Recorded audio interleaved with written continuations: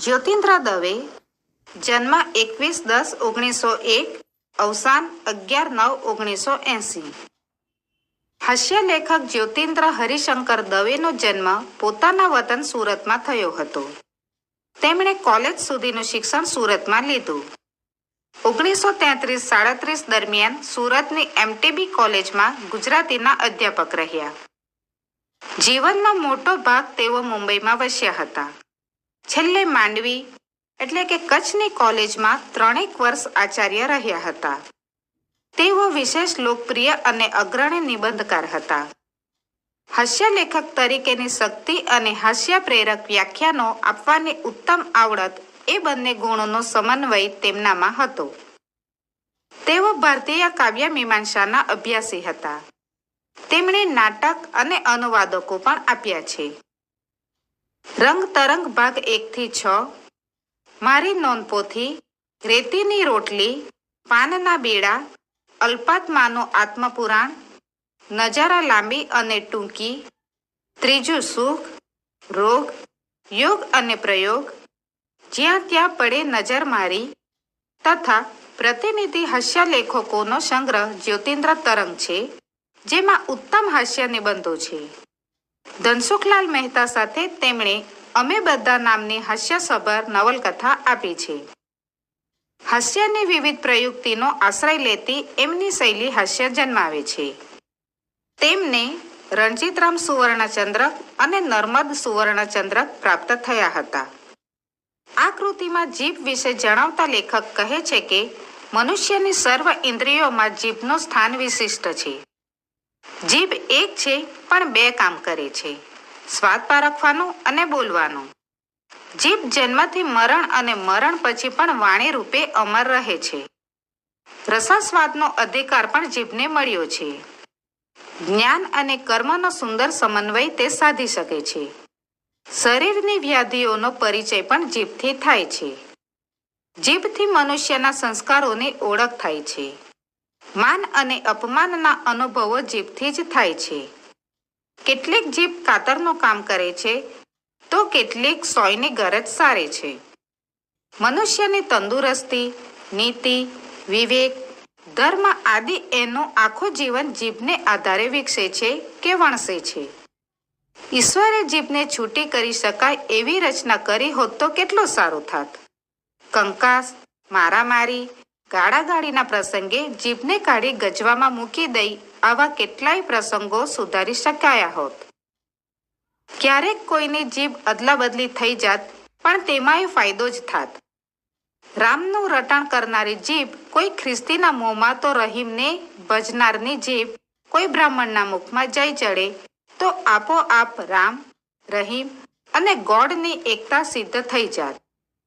આ નિબંધમાં હળવો ગંભીર વિષય લઈ લેખક ઉત્તમ કક્ષાનું હાસ્ય જન્માવી શક્યા છે।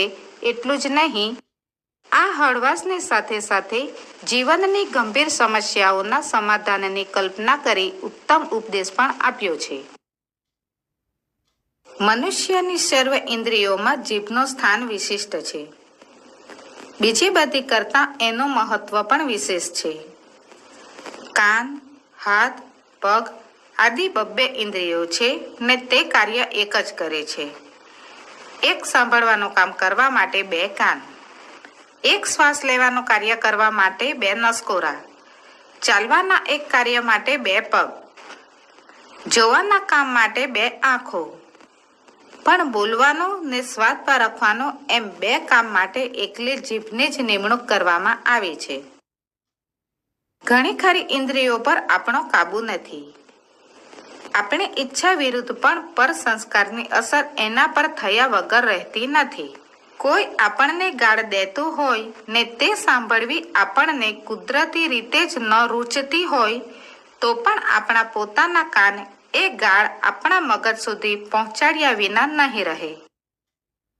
ન જોવા જેવું આંખ અનેકવાર જુએ ને માથું ફેરવી નાખે એવી દુર્ગંધ નાસિકા મગજને પહોંચાડે છે, પરંતુ જીભની ઉપર તો મનુષ્યની પૂરેપૂરી સત્તા પ્રવર્તે છે।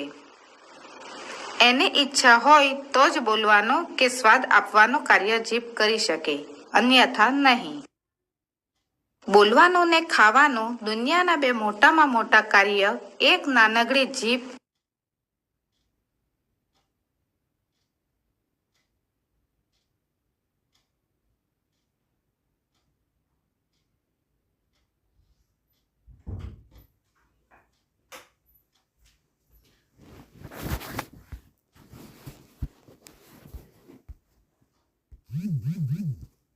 બચાવે છે.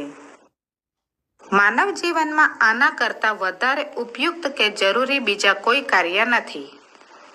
એ બંને કાર્યની મનુષ્યના જન્મથી શરૂઆત થાય છે ને જીવનનો અંત આવતા સુધી ચાલે છે, અથવા મનુષ્યના મરણ પછી પણ એની જીભનું કાર્ય તો ચાલુ જ રહે છે. એના મત, અભિપ્રાય, વચન આદિનો પાછળનાઓ વારંવાર ઉલ્લેખ કરીને એની વાણીને અમર બનાવે છે ને એની પાછળ 12મો, 13મો, શ્રાદ્ધ, વર્ષી આદિ પ્રસંગો યોજીને એની રસાસ્વાદની અભિલાષાને મરણ પછી સંતોષે છે. આમ જીભનું કાર્ય મનુષ્યના જન્મથી શરૂ થાય છે ને એ મરણ પછી પણ ચાલુ રહે છે.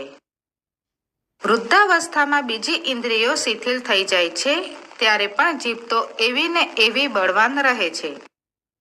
ઘણીવાર તો બીજી ઇન્દ્રિયોની શક્તિ એનામાં ભેગી થતી હોય એમ લાગે છે. ગરડી આંખ, ગરડું મગજ એ નિર્બળતાની નિશાની છે, પણ ઘરડી જીભ એટલે અનુભવે ને સંસ્કારે, બળમાં ને કળમાં દુર્જેય બનેલી જીભ એમ જ સમજવાનું છે. રસાસ્વાદનો અધિકાર જીભને મળ્યો છે. એના વડે જ સ્વાદનું જ્ઞાન થાય છે, માટે એને જ્ઞાનેન્દ્રિય ગણીએ તો ગણી શકાય. બોલવાનું કાર્ય એ કરે છે એટલા માટે એને કર્મેન્દ્રિય પણ કહી શકાય. શ્રીમદ ભગવદ્ ગીતાની પેઠે જ્ઞાન ને કર્મનો એ સુંદર સમન્વય સાધી બતાવે છે. મન ને હૃદય એની વચ્ચેનું એનું સ્થાન છે તે બહુ સૂચક છે. બંનેને એના વિના ચાલતું નથી. બંનેના પ્રતિનિધિની ગરજ એ જ સારે છે. મનના વિચાર ને હૃદયની ઉર્મિઓને જીભ જ વ્યક્ત કરે છે. વિદ્યાર્થીઓને ગણિત કે તત્વજ્ઞાનના મુશ્કેલ કોયડાઓ સમજાવતી જીભ જ પ્રિયતમાના સાનિધ્યમાં પ્રણય વચનો ઉચ્ચારે છે. જેમ કેટલીક કુલવધુઓ આખા ગૃહનો ભાર ચલાવે છે, છતાં ગૃહ બહારનાને તેના દર્શન પણ થઈ શકતા નથી, તેમ જીવનમાં બે સૌથી મુખ્ય કાર્યો કરતી હોવા છતાં જીભ ઘણું ખરું અદૃશ્ય રહે છે. સ્નિગ્ધ, સુકોમળ, નાની, નાજુક ને નમણી એવી જીભ અનેક રીતે સ્ત્રીના સરખી છે. આપણે એની પાસે સૌથી વધારે કામ લઈએ છીએ, તે છતાં બને ત્યાં સુધી એને ઓજલ પડદામાં રાખીએ છીએ. રસોઈ બનાવીને સ્ત્રી આપણી સ્વાદ વૃત્તિને પોષે છે ને સુંદર ઘરેણાં લુગડા પહેરી આપણી અભિમાન વૃત્તિને પોષે છે. તેવી જ રીતે જીભ આપણી સ્વાદ વૃત્તિને સંતોષે છે ને સરસ શબ્દો વડે આપણા વખાણ કરી અભિમાન વૃત્તિને ઉત્તેજે છે. સ્ત્રીની પેઠે જીભ પણ ઘાયલ કરે છે ને ઘા રૂઝાવે છે. તુમ્હીને દર્દ દિયા હે તુમ્હી દવાઈ દેના, એમ માશુક કહે છે તે જ રીતે જીભને પણ કહી શકાય. કોઈનું અપમાન કરી તેને ઘાયલ કરનારી જીભ પાછળથી જરૂર પડ્યે તેના વખાણ કરી પોતે પાડેલા ઘાને રૂઝાવી શકે છે. પુરુષના પાપોનું પ્રાયશ્ચિત કેટલીક વાર સ્ત્રીને કરવું પડે છે, તેમ પેટ આદિના રોગના ભોગ જીભને બનવો પડે છે. પેટમાં અપચો થતા જીભ પર ચાંદી પડે છે. પેટની વાત જીભ તરત જ કહી દે છે. અબળા વર્ગ તરફથી ઘણીવાર ગૃહના છિદ્ર બહારનાને જાણવાના મળે છે. તે જ પ્રમાણે રોગોના નિદાન માટે તજજ્ઞો જીભ પર ઘણો આધાર રાખે છે. ફીકી, સફેદ, નરમ, પહોળી ને અસ્થિર જીભ પાંડુ રોગની સૂચક છે. ભૂરાશ પડતી જીભ છાતીના દર્દોનો સંભવ દર્શાવે છે. વચ્ચે છારીવાળી સૂને છેડે રાતાશવાળી જીભ અપચો અને અન્ય ઉદર રોગનું સૂચન કરે છે.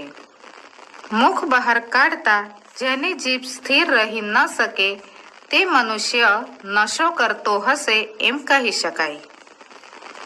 મુખ બહાર કાઢતા એક બાજુથી બીજી બાજુએ જીભને હલાવી ન શકાય તો એ પક્ષાઘાતનું ચિહ્ન ગણાય છે. આમ જીભ દેહના અનેક દર્દો ખુલ્લા કરે છે, પરંતુ જીભ માત્ર શરીરના વ્યાધિઓને જણાવતી નથી. એ મનુષ્યના ગામ, જાતિ આદિની પણ માહિતી વગર પૂછ્યે આપી દે છે. બ્રાહ્મણ, ક્ષત્રિય, વૈશ્ય, શૂદ્ર એ ભેદો પણ કદાચ જીભને આધારે કરવામાં આવ્યા હશે.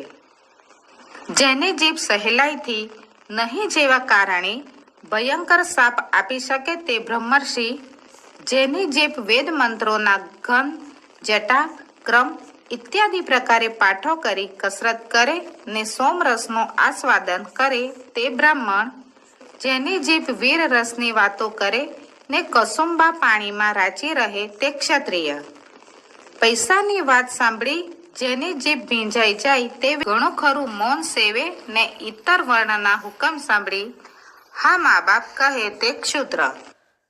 અત્યારે આ વર્ગભેદ લોપાતા જાય છે અને તેને બદલે નવીન ભેદો રચાતા જાય છે. જેની જીભ યુ ગદ્દા, બેવકૂફ, શુવર એમ ઉચ્ચારતી હોય ને દિવસમાં 4-5 વાર વિવિધ ઉત્તમ વાનીઓનો રસાસ્વાદ માણતી હોય તે ઉત્તમ વર્ગના મનુષ્યો. જેની જીભ મા બાપ, સરકાર, પ્રભુ એવો પાઠ પઢ્યા કરતી હોય ને 2-1 દિવસે એકવાર અતિશયોક્તિમાં જેને અન્ન કહી શકાય એવું કંઈક આરોગતી હોય તે નીચ વર્ગનો મનુષ્ય. રજા બજા નહીં મળી, સમજ્યા? જુઓ, આજે જરા 2-3 કલાક વધારે બેસજો ને આવતે મહિને તમારા પગારમાં 10% ઘટાડો કરવામાં આવ્યો છે. એમ જેની જીભ બોલતી હોય તે ઉપરી અધિકારી સાહેબ છે તે જરા આજે જરા એમ કે સાહેબ આજે જરા વહેલો ઘરે જાઉં, ઘેર માંદગી છે. સાહેબ બાકીનું કામ ઘેર લઈ જઈશ એમ બીતા બીતા કરકરતા અવાજે ને દિન મુદ્રાએ બોલે તે કારકુન્યા જીભ. જીભ આમ માણસના જાતિ કુળ જ નથી જણાવી દેતી, પરંતુ એ કયા શહેર કે ગામનો છે તે પણ એ કહી દે છે. એક વખત ભરૂચમાં મેં 2 મનુષ્યોને વાઘ યુદ્ધ ખેલતા જોયા હતા અને તે વેળા મને બહુ નવાઈ લાગી હતી. વાઘ યુદ્ધ ખેલતા હતા તેની નવાઈ નહોતી લાગી. 2 માણસો મળે ને લડે નહીં તો નવાઈ લાગે. લડે એમાં નવાઈ નથી એ હું સારી રીતે જાણું છું. તો લાલ ચોલ ડોલા કાઢીને ગાલ પર ગાલ દે છે તે માલ પરથી નીચે ઉતરની બતાવી દઉં.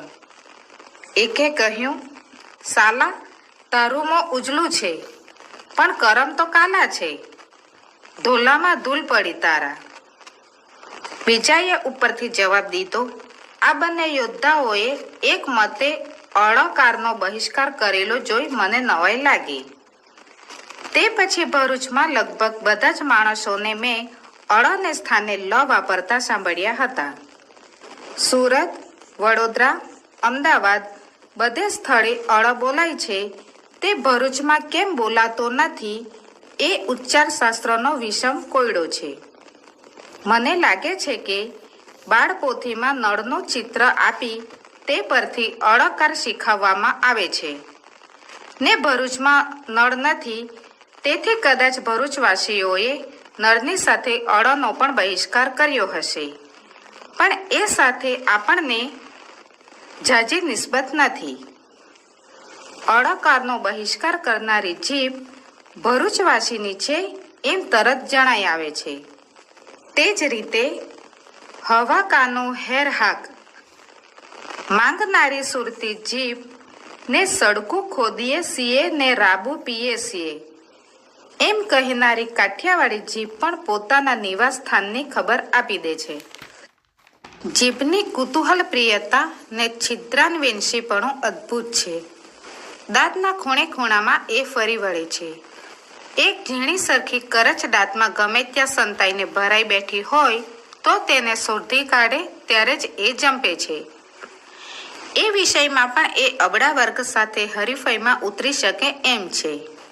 મોંમાં કાતરા પડ્યા હોય કે ચાંદી પડી હોય તો જીભ વારંવાર ત્યાં જ જવાની.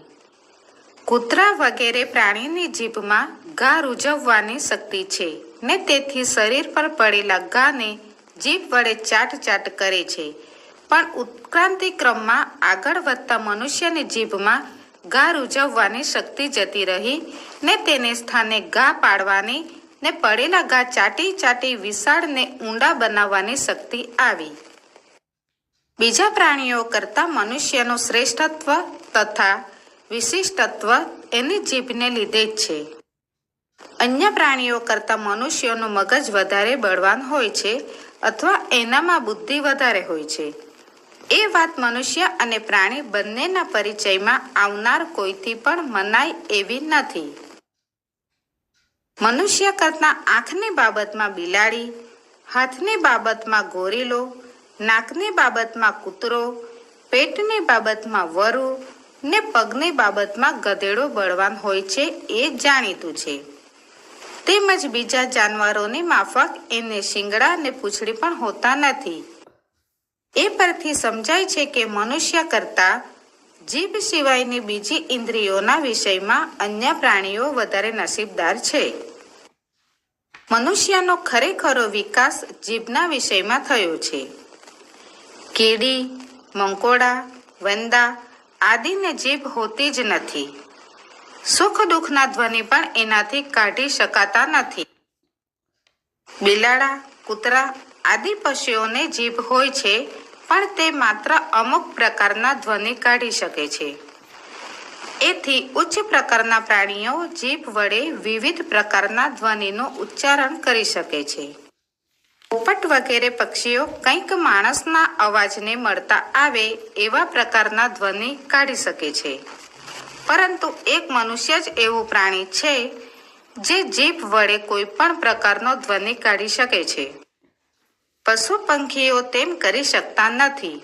માટે જ મનુષ્ય પશુ પંખી કરતાં શ્રેષ્ઠ ગણાય છે.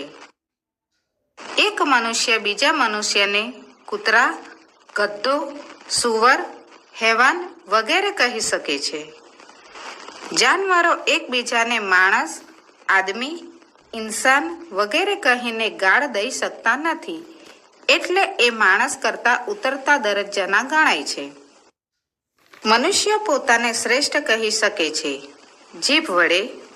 બીજો કોઈ પ્રાણી પોતાને શ્રેષ્ઠ કહી શકતું નથી. એ જ બતાવે છે કે મનુષ્યની શ્રેષ્ઠતા એની જીભને લીધે જ છે. સમયને સંજોગોને અનુકૂળ થઈ જવાની જીભની શક્તિ પણ સ્ત્રીના જેટલી જ છે.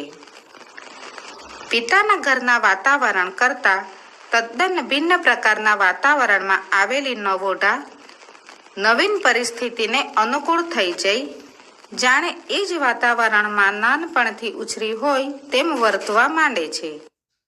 તે જ પ્રમાણે જીભ પણ સંજોગો બદલાતા તરત તેને અનુકૂળ થઈ જાય છે. સુધારકો પર તીવ્ર બાણ વર્ષાવતી જીભ સંજોગોમાં ફેરફાર થતાં તરત જ સુધારકની પ્રશંસા કરવા માંડી પડે છે. ઘરને ખૂણે ઉપરી અમલદારની સખત ઝાટકણી કાઢતી જીભ એ અમલદારના સાનિધ્યમાં એના ગુણગાન ગાવા માંડી પડે છે.